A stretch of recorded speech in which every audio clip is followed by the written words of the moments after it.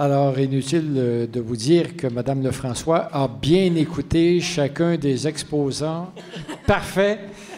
Alors, écoutez, on va passer maintenant à l'auditoire. J'imagine que il faut que je vous précise d'entrée que, sauf Mme Lefrançois, qui a commis sa thèse justement sur les médias, les autres collègues se sont penchés occasionnellement sur cette question donc des écrans récréatifs, libération, esclavage. Ce n'est pas une de leurs préoccupations fondamentales comme chercheurs. Et c'est pour ça que chacun d'entre eux et d'entre elles ont levé le voile en partant justement de leur champ d'études ou leur discipline. Et personnellement, moi, ça m'intéresse énormément parce que ça donne de la matière à tout le monde ici qui, maintenant, vont pouvoir poser des questions. Allez, madame, allez-y, ça va peut-être donner le ton. Je suis une grand-mère de 4 petits-enfants, puis je suis impliquée dans les écoles vertes Brundtland et de la REC. Et je trouve très intéressant, très stimulant tout ce que vous avez dit, bien que très, très bouleversant, qui pose, qui interroge beaucoup, beaucoup. Je regarde, bon, éducation aux médias, éducation aux loisirs, tout ça. Mais je me dis, les parents, là, qui maintenant, souvent, c'est les deux qui travaillent pour...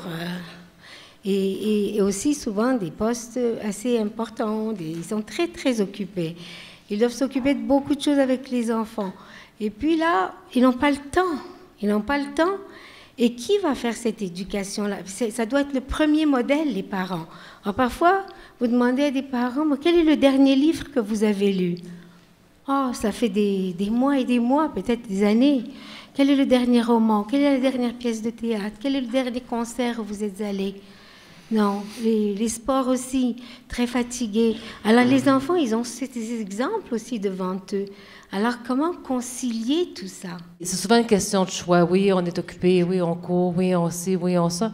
Mais sérieusement, si on prendrait le temps de regarder le temps que nous-mêmes nous passons assis devant cet écran, et que nous décidions de faire des choix en conséquence pour nous, on pourrait plus facilement les transmettre à nos enfants, mais on n'a pas intégré ces choses-là dans votre vie. Moi, j'étais une mère monoparentale, je travaillais à temps plein, et à chaque soir, je jouais un jeu éducatif ou un jeu de société avec mes enfants de 7h à 7h30 parce que j'avais décidé que je faisais ça. C'est sûr que c'était peut-être moins nickel chez nous que chez la voisine. Mais c'est un choix que j'ai fait. Il y a des pressions qu'on se donne aussi, puis il y a des temps aussi qu'il faut qu'on choisisse. Et on doit accompagner les parents là-dedans. C'est pour ça que moi, je me dis, pour la prochaine génération, quand je parle d'éducation au loisir, quand je dis tantôt, c'est pour créer des adultes plus équilibrés, bien, c'est ça que je veux dire. C'est que demain, les adultes puissent réfléchir davantage à qu'est-ce qui va faire leur qualité de vie, puis qu'on baisse cet atroce taux de burn-out qu'on observe aujourd'hui. Votre commentaire ou votre réflexion, madame, a suscité quand même des énergies ici. Yvon va donner son point de vue. Ensuite, madame Karine et Émilie. Oui, alors essentiellement, ça va être très court, mais c'est qu'en fait, on en parle depuis ce matin. Évidemment, on parle beaucoup de la consommation et du temps consacré aux écrans, mais il ne faut pas oublier une chose qui est fondamentale quand on parle d'éducation critique aux médias. Alors, oui, j'en suis qu'il faut probablement l'introduire dans le cursus scolaire, bien que je trouve qu'on met sur l'école énormément de pression. C'est-à-dire qu'on pourrait prendre une expression de mes parents disaient « à la maison, on fait de l'élevage et à l'école, on fait de l'éducation ». Alors, mais j'ai de plus en plus l'impression qu'on demande à l'école de faire de l'élevage et je pense que pour les éducateurs, les éducatrices, les professeurs, c'est une charge supplémentaire qui est excessivement lourde. Mais effectivement, en tant que compétence transversale, il y a sans aucun doute un bout à faire. Mais ce qu'il ne faut pas oublier, c'est que nos enfants apprennent par mimétisme. Et nous avons fait avec un groupe d'étudiants une petite expérimentation sur un groupe témoin qui n'avait rien de très, très scientifique, mais qui était très révélateur. C'est que j'ai demandé à des étudiants d'aller rencontrer des enfants dans des CPE, en leur demandant « Que font tes parents quand ils ne travaillent pas et qu'ils sont à la maison? » bien, c'est plus de 90% qui dit, bien, maman joue au iPad et papa joue à l'ordinateur avec le portable devant la télé. Alors, donc, nous-mêmes, comme adultes, nous sommes multitâches et multifonctions, et armés d'iPad d'un côté, du téléphone cellulaire pour avoir nos Twitter de l'autre, et devant le téléviseur, nous disons aux enfants, va faire de l'activité physique et, s'il vous plaît, mange des légumes. Alors, donc, il ne faut pas oublier que nous apprenons essentiellement par mimétisme, et parfois, bien, le regard troublant qu'on porte sur les enfants est peut-être simplement un triste reflet de nos habitudes. Parfait.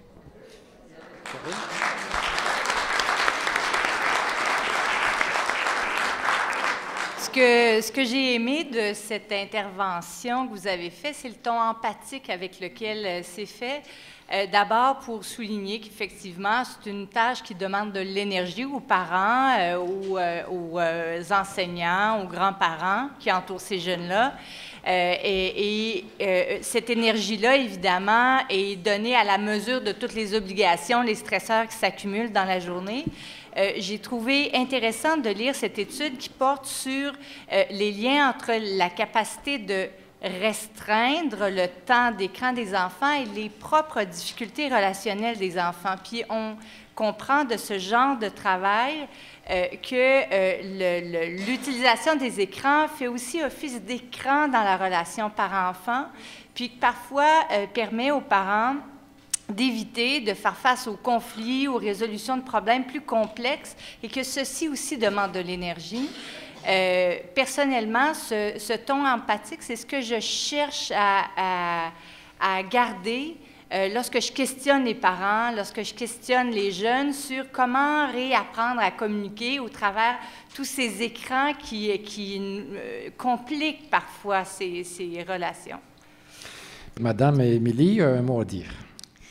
Et moi, j'aimerais peut-être compléter ce qu'a dit M. Laplante. Effectivement, on en met beaucoup sur les enseignants, je suis d'accord, et les parents sont des modèles pour leurs enfants, c'est certain, puis les enfants les regardent, écouter la télé, etc. Moi, je pense qu'il ne faut pas voir éducation aux médias comme un moment où on doit là, absolument s'asseoir, faire un diaporama, leur faire un petit cours à la maison, etc., mais plutôt comme des questions qu'on peut leur poser tout simplement. On regarde un film en famille, puis est-ce que tu trouves que c'est violent, toi, le geste qui vient d'être posé dans le film pour enfants? Est-ce que si je le faisais, là, c'est sûr c'est un perroquet, c'est un singe, etc., mais si je le faisais à un humain, est-ce que j'aurais le droit de faire ça? Ben non.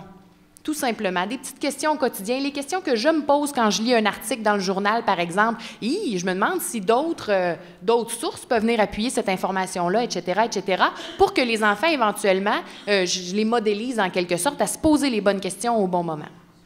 Bonjour. Je trouve très intéressant l'idée de l'éducation loisir parce que on parle souvent, on dit, bien, larguer les écrans et tout ça, mais en contrepartie, c'est quelle proposition qu'on a?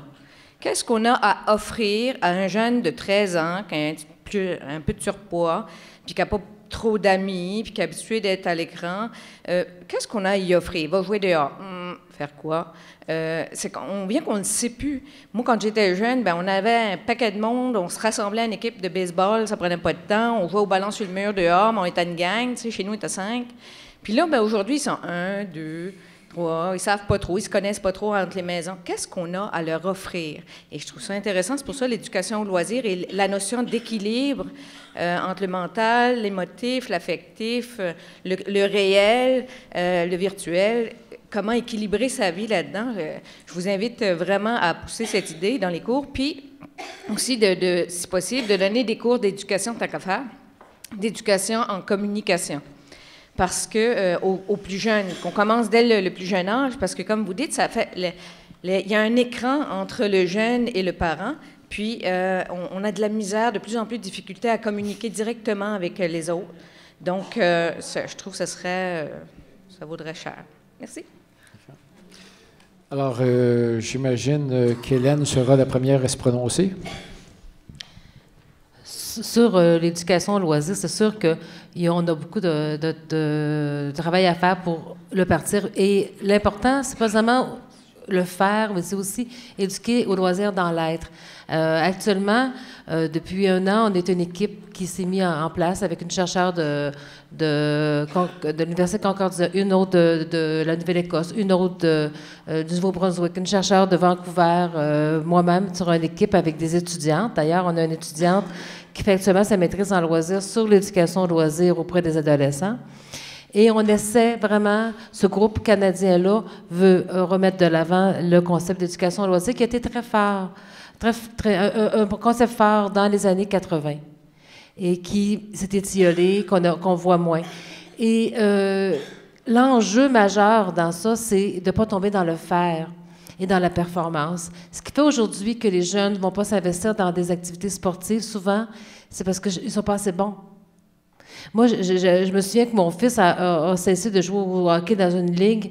Pourtant, il était bon, là. Il avait une dizaine d'années parce qu'il avait le goût de jouer au hockey pour s'amuser, puis il était dans le A, pas dans le 2 lettres.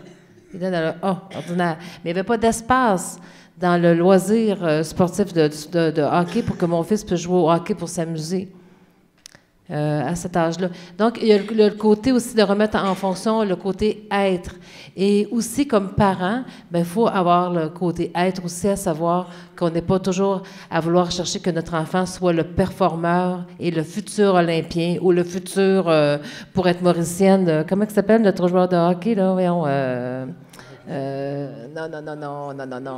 Bournival. C'est le prochain Bournival de la Mauricie. On est fiers là, de notre Bournival, mais... Il est à Hamilton, là. Oui, c'est ça, mais on en est très fiers. Mais ce que je veux dire, c'est qu'il faut arrêter de mettre cette performance-là sur nos enfants si on veut qu'ils fassent du loisir pour s'amuser et pour bouger.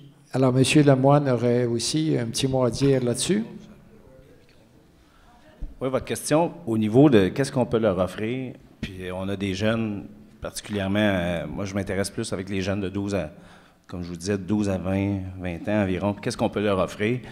Puis il y a vraiment eu un changement au niveau de, on pourrait dire, la norme sociale. C'est que les jeunes à l'époque, vous direz sûrement, vous, on dit tout le temps, bon, dans notre temps, on était dans le quartier, on était 20, puis nos parents nous rentraient de force à la maison, tandis qu'aujourd'hui, la norme a complètement changé parce on vit seul dans le quartier, puis là, c'est les parents qui nous sortent dehors, sans trop être outillés, puis dire, ben vas-y dehors, là, faut que tu y ailles, ça va te faire du bien.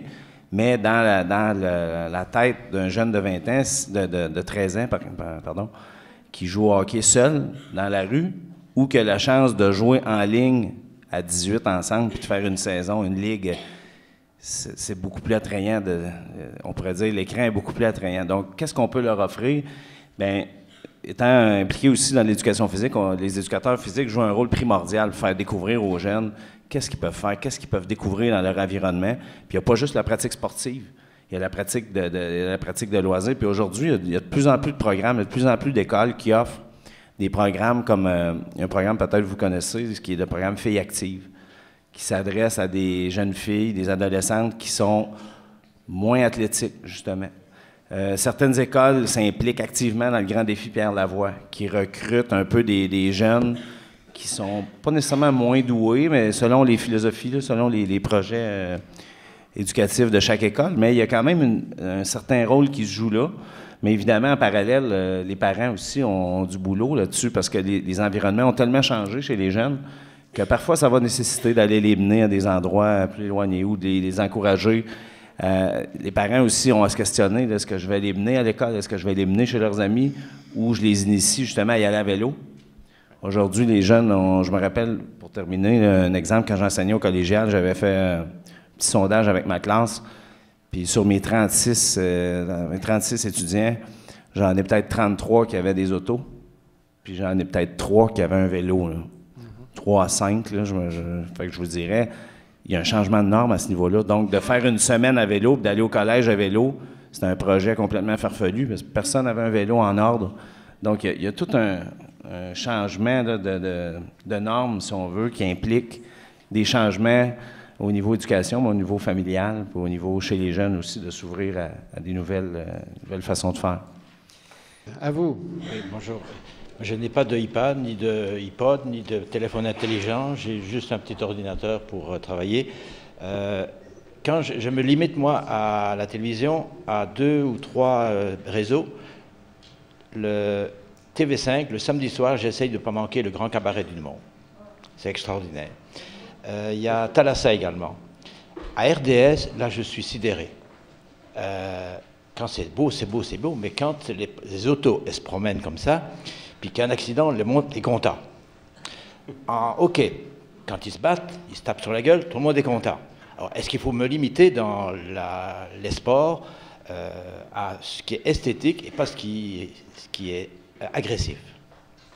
Je peux seulement intégrer un petit commentaire, mais ça démontre aussi qu'il y a un changement. Ben, je ne sais pas à ce niveau-là s'il y a un changement de la norme, parce que si je prends par exemple l'appréciation de la violence dans le sport, depuis que je suis tout jeune, moi je suis un amateur de hockey sur glace, puis je me rappelle à l'époque des années 70 où il y avait un engouement énorme pour les gens qui connaissent le film Lancer frappé, puis l'époque glorieuse des Flyers de Philadelphie qui avait exclu une équipe pratiquement d'un match à coups de bâton, puis c'était apprécié. Donc il y a quand même une culture d'agressivité. Maintenant, comment l'expliquer, ça appartient peut-être plus à des gens qui relèvent du domaine plus de la psychologie sociale, disons, mais du côté de l'activité physique, c'est certain qu'il y a un engouement. Chez les jeunes, encore une fois, il y a un engouement pour ce qu'on leur dit de ne pas faire, si on veut, dans le domaine sportif ou dans différentes activités, mais il y a quand même ils sont attirés quand même à ce niveau-là, mais ça démontre qu'il y a aussi une nécessité de se préoccuper, puis j'ai pas de solution, il faut suggérer, mais quand même, c'est signe qu'il y a une pertinence. Ben, Madame? Merci bien, monsieur. Nous, on est ici parce qu'il y a un lien entre le temps d'écran et la sédentarité qui amène des questions une problématique là, reliée au poids. Et nous, on travaille dans le domaine des saintes habitudes de vie, comme quelqu'un l'a évoqué plus tôt.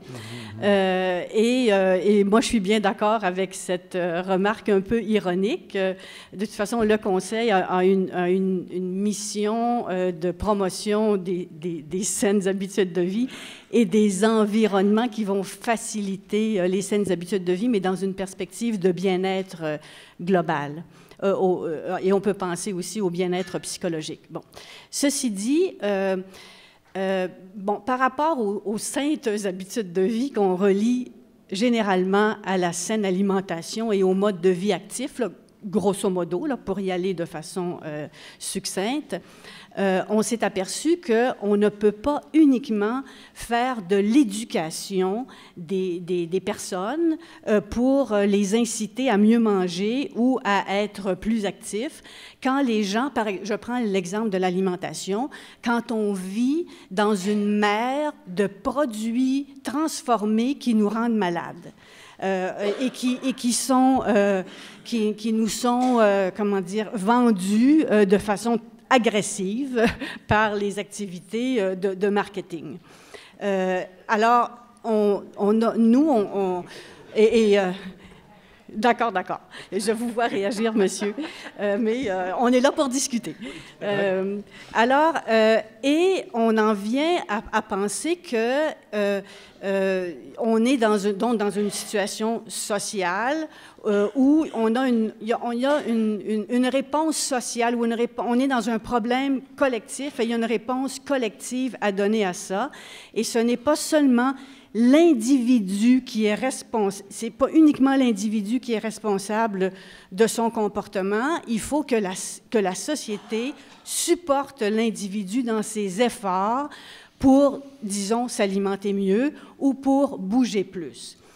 Par rapport aux écrans, je sais on parle en fait de dosage d'utilisation des écrans. Je pense qu'il n'est pas question de démoniser les écrans. Et je me demandais si cette notion de responsabilité collective par rapport à l'utilisation des technologies de la communication, est-ce que ça fait partie de vos réflexions? Est-ce qu'il y a quelque chose à faire? Est-ce qu'il y a des moyens collectifs qu'on peut se donner, un encadrement collectif qu'on peut se donner pour ne pas être envahi, enseveli, mangé par les technologies de la communication? et pas uniquement passer par l'éducation où la responsabilité semble reposer uniquement sur l'individu, sur les parents. Alors, la dame tout à l'heure en faisait mention, ou sur les enseignants. Alors, M. Laplante va tenter de répondre à votre commentaire. Bien, en fait, vous soulevez quelque chose d'intéressant par rapport aux initiatives collectives en lien avec les usages des nouvelles technologies. Par exemple, la semaine dernière, il y a eu la journée sans Facebook, peut-être vous en avez entendu parler, qui a été un succès relatif quand même. Évidemment, il y a à peu près 4 milliards de profils sur Facebook et il s'en crée 100 000 nouveaux par semaine. Alors donc, ce n'est pas demain matin qu'on va avoir un mouvement collectif qui va dire « boycottons Facebook pour le reste de l'éternité », bien entendu.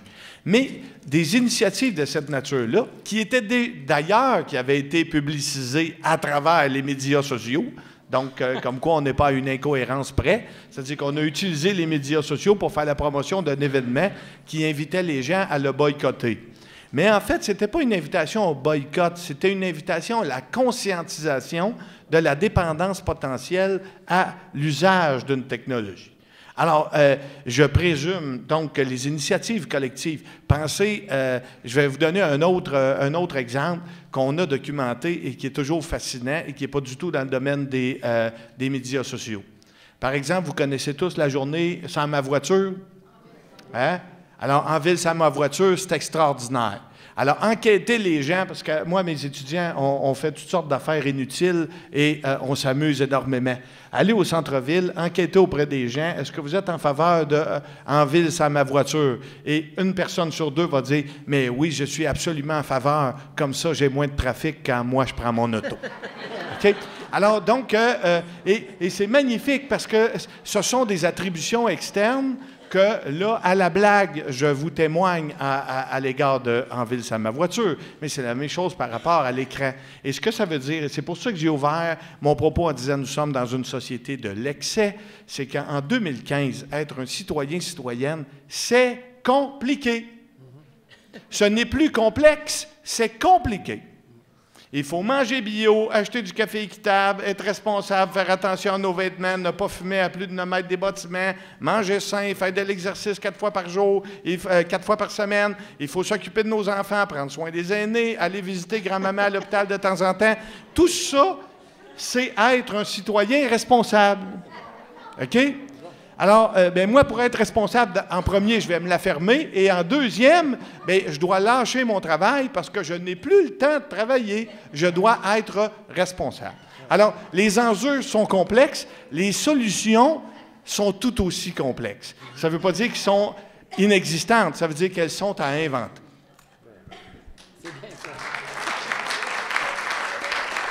J'ai vu des modifications dans la société, puis je me demande si le téléphone intelligent, ce n'est pas le stade ultime de l'individualisation de la personne. En ce sens qu'on est passé des tribus qui partageaient une même langue. L'ère industrielle a fait éclater la tribu, les familles sont parties où il y avait les emplois. Dans les années 60 est arrivé l'écran. Coûtait cher. Fait qu'on allait écouter la TV chez les voisins. On sociabilisait, on était 15 autour de la TV. C'est devenu moins cher. Chacun avait sa TV, chacun chez eux, encore en famille. Et puis est arrivé l'éclatement de la famille, donc de tribu à famille. Famille, on éclate, on devient des individus. Peut-être plus facile à contrôler pour la consommation. On n'a plus de référence à la famille, on est tout seul en appartement. Et puis là, on a accès à des écrans. On a connu à l'UQTR ici, on avait des salles avec des écrans d'informatique. Les étudiants massivement se venaient là. Dans la semaine de relâche, c'était plein d'étudiants dans les salles. Aujourd'hui, il n'y en a aucun. On a l'ordinateur portable chez soi. On a pris l'information, se l'est approprié. On est assis chez soi dans sa maison, tout seul. On a un téléphone portable intelligent. J'ai mon ordinateur plus petit, je peux le mettre dans mes poches, je m'en vais au Morgane, je m'en vais dans un café n'importe où.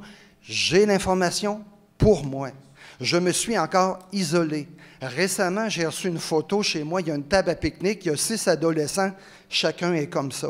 Pourquoi qu'ils ne se parlent pas? Mais moi, je parle à mon ami Facebook. Il est à Toronto, il est à Singapour. Mais toi, à côté, t'es qui, toi? T'es mon frère, t'es mon cousin, t'es qui? Tu sais, moi, je pense, là, de plus en plus, c'est plus facile de contrôler des gens tout seuls, de leur imposer des formes, des façons, des produits de consommation. Ils peuvent plus... Tu sais, dans la famille Plouffe, quand il y avait quelque chose, le père, la mère, le jeune, fais pas ça, ça n'a pas d'allure, tu sais, puis ça discutait. Tu avais des référents, mais là, tu n'as plus de référents. Tu vas aller sur TripAdvisor pour voir hey, qu'est-ce qu'ils disent de cet hôtel-là. Eux autres, c'est peut-être un trou, tu sais. Mais tu n'as plus ta personne à côté de toi. Alors, je me demande si les écrans n'ont pas contribué, mais c'est merveilleux en soi parce qu'on a accès à l'information, mais chez soi, pour soi, tout seul dans son coin. Alors, c'est pour ça que je dis il y a une désociabilisation des gens, et je pense que c'est peut-être le mauvais côté, là, parce que le reste, avoir accès à l'information, c'est merveilleux. Mais je pense que ça contribue à ça. C'est peut-être que moi qui le pense de cette façon-là, mais je le perçois comme ça. Qu'en pensez-vous, vous qui êtes plus calé que moi là-dedans? Mon cher Claude, poser la question, c'est y répondre.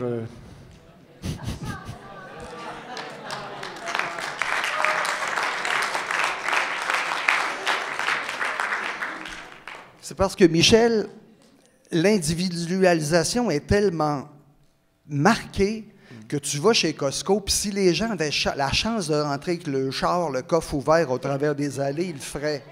Si les étudiants, ils pouvaient rentrer avec leur automobile dans la salle de cours, ils le feraient. Tu sais, on ne marche plus, on ne fait plus d'exercice, on a la mobilité. Mais c'est l'outil qui est mobile. Nous autres, on est en train d'ankyloser, de faire du diabète, du cholestérol, puis tout ça. Vivront-ils plus vieux que leurs parents? C'est un commentaire qu'on entend souvent, la question de l'individualisation, en fait, avec surtout la montée de la mobilité puis des médias sociaux. Par contre, ce qu'on remarque, c'est que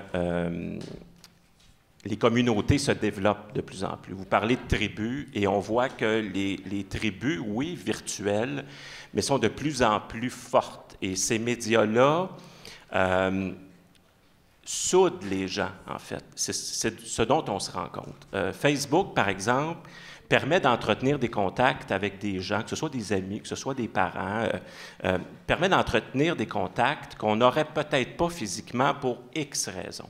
Donc, dans ce que vous dites, il y a du vrai, mais on se rend compte qu'au niveau virtuel, en fait, les tribus, les clans, les communautés aussi se développent de plus en plus. Et je voulais dire un mot sur ce que Madame a dit tout à l'heure, parce que toute la question de la publicité aux enfants, moi, c'est un thème qui m'interpelle particulièrement, parce que je suis très sensible aux consommateurs vulnérables, en fait, aux groupes vulnérables. Et on sait que les enfants, avant l'âge de 4 ou 5 ans, n'ont pas les capacités d'analyse qu'on a plus vieux.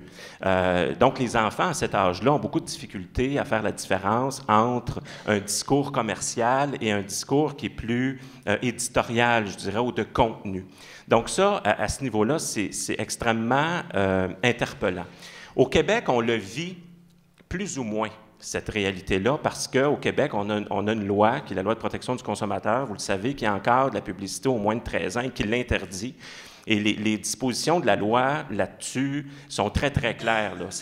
Les annonceurs sont encadrés de façon très précise, en fait, s'ils souhaitent annoncer au moins de 13 ans. Et donc, on est probablement au Québec la société la plus évoluée là-dessus. Il n'y a pas beaucoup de pays dans le monde où il y a des lois qui sont aussi...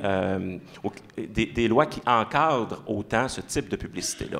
Par contre, aux États-Unis, on sait, c'est le free-for-all. Je veux dire, aux États-Unis, c'est une industrie de plusieurs milliards de dollars que la publicité qui est faite aux enfants.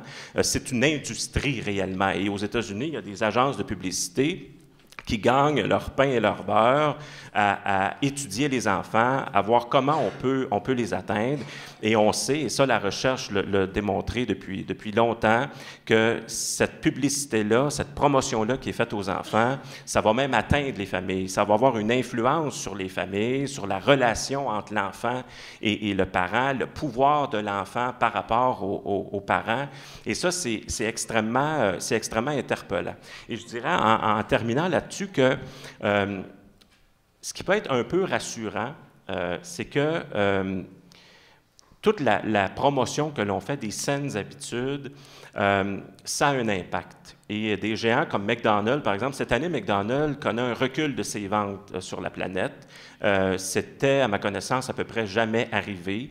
Le seul endroit où les ventes sont légèrement en hausse, c'est en France, parce que McDonald's a adapté ses menus aux habitudes françaises avec des ingrédients qui sont beaucoup plus santé, et les ventes ont augmenté. Donc, le consommateur commence à comprendre le message et les marques se retrouvent confrontées à ça. Alors, je dirais que toute la sensibilisation qui se fait, ça finit par porter, à mon sens, ça finit par avoir un impact qui force les bannières et les marques à s'adapter.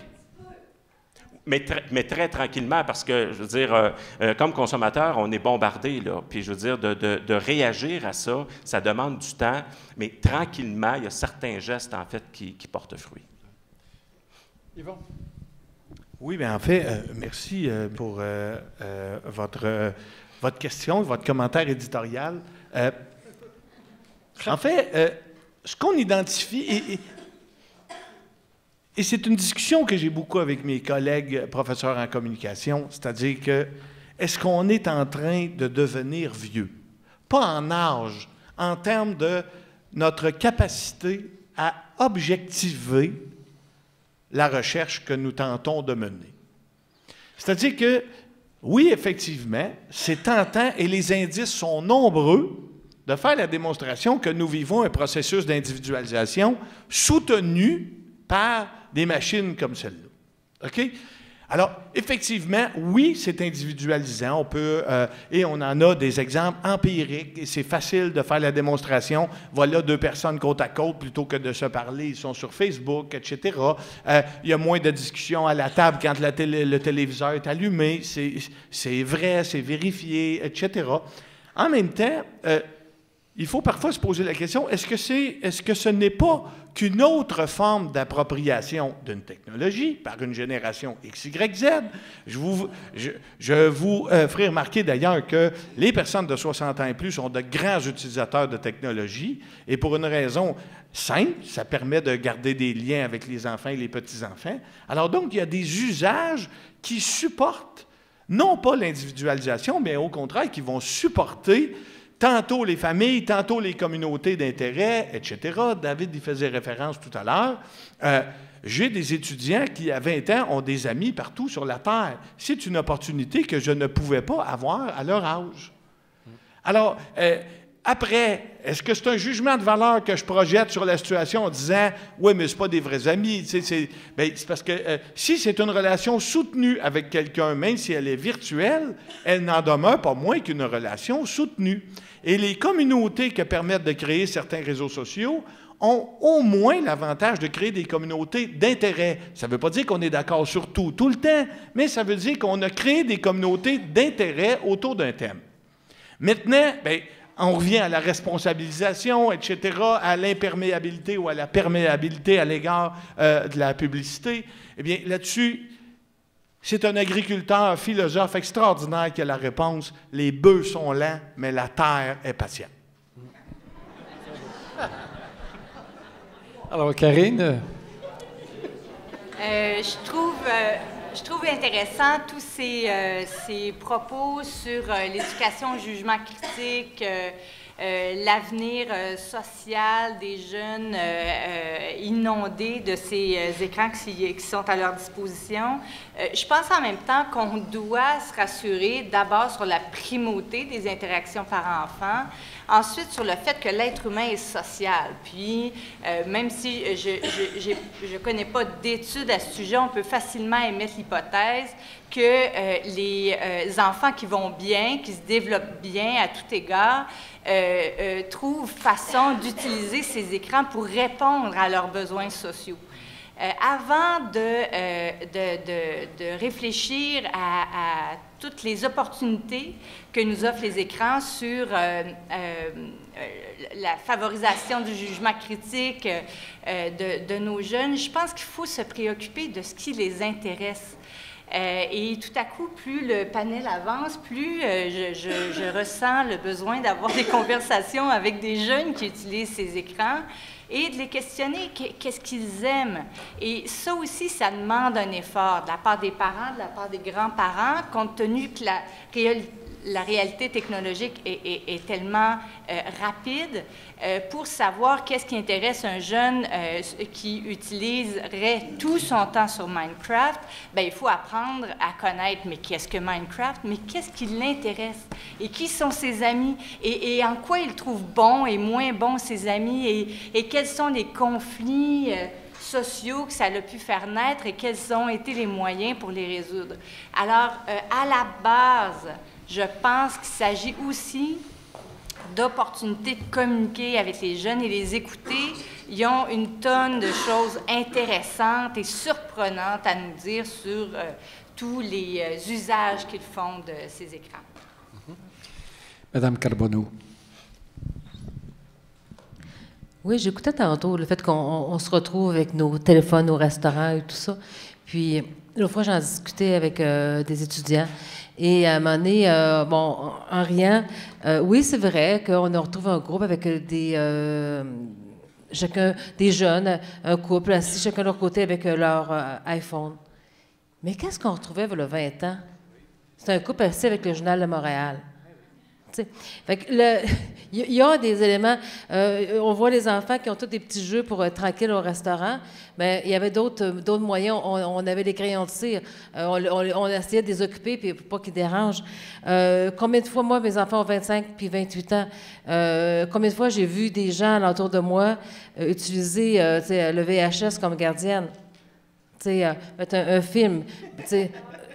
Mais il y a une partie, il y a des choses qui sont là depuis longtemps, mais qu'on voit plus aujourd'hui. Mais à un moment donné, il faut aussi être conscient de tous ces éléments-là et voir que dans ça, c'est pour ça que la question va s'adresser à Karine, dans le fond, c'est une difficulté du lien social, de la communication qui est là et qui est fondamentale. Et que peut-être que le fait de bien communiquer sur... comme tu disais, de se rendre compte de la communication sur Internet, tout ça, permet de développer aussi notre capacité à communiquer. Alors, écoutez, s'il n'y a pas d'autres questions, on va donc presque clore en rappelant pourquoi quand même que c'est aussi important, cette réflexion collective que nous avons eue aujourd'hui.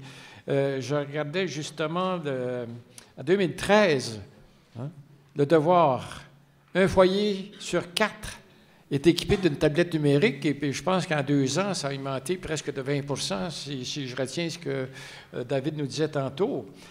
60 des foyers québécois possèdent maintenant un ordinateur portable. 78 des gens sont branchés.